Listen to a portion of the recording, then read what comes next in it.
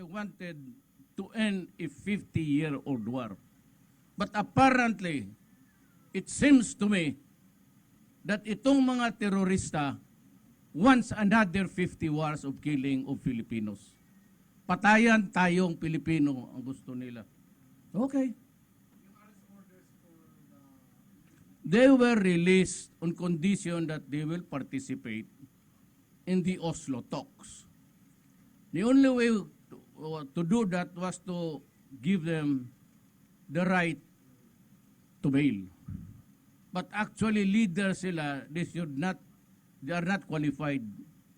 But we had to convince the judges, despite of the objections of the judiciary, nakiusap na lang kami so that the talks will succeed because ako, personally, I'm desperately trying to find a way to end this 50 years old war.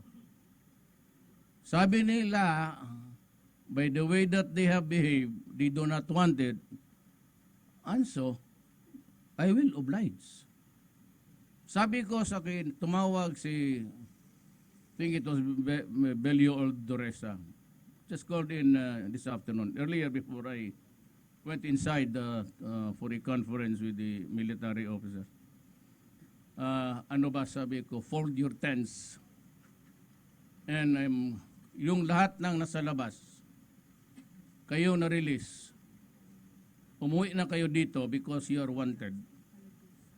And upon your arrival, I will arrest you and place you back in prison. Okay? Then ngayon, kung ayaw ninyong bumalik, you are fugitives, I will cancel your passports and will inform the international police for an international warrant. Ngayon, gusto ninyong mag-asylum sa Netherlands? O sige, dyan. Because you know, the most ignominious that can happen to a Filipino is to die in somebody else's country. You want that for yourself? I'll give it to you. Cannot come back dito. Mamili kayo. 50 years. Hindi natapos to. Kayong mga sundalo dyan sa bukid. I am offering you peace. Wala na kayong bumaba na lang kayo, maghanap ako. I will find money to place you in settlements and I will proceed with the land reform. Again?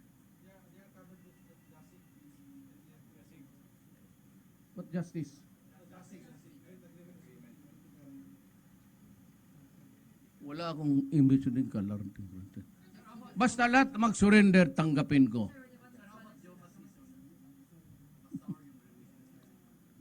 Huwag na silang bumalik dito. Lalanding talaga sila sa munting lupa.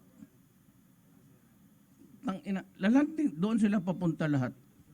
Kung ayaw ninyo, sige, magpalibing na kayo dyan sa bayan ng Ina. Nalilibing ang muka mo dyan sa poste ng mga kamera. Lumas ka dyan.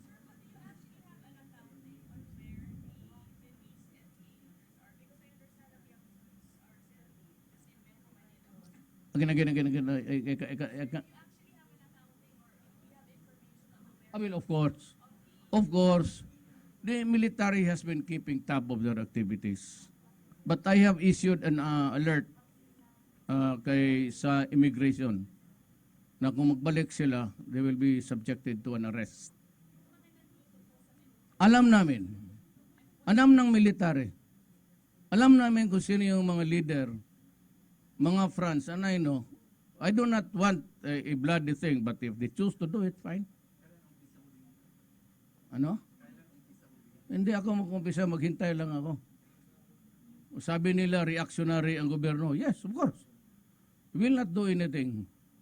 But I will wait. Basta ako, kung anong ibigay ninyo sa gobyerno, mga sundalo, ibigay ko talaga sa inyo. Fair is fair. Wala na ako dyan.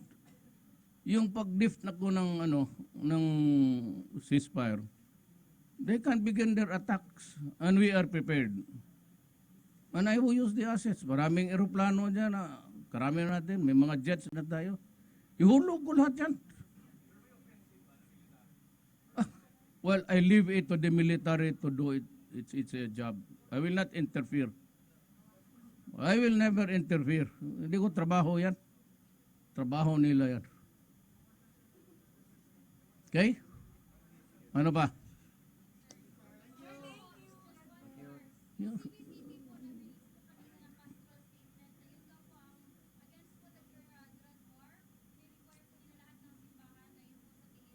Kayong mga Katoliko, kung maniwala kayo dyan sa mga pare, pati obispo, doon kayo.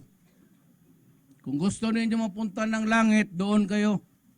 Kayo yung gusto ng matapos ang droga, pero magpunta ako sa impyerno, sumabay kayo sa akin.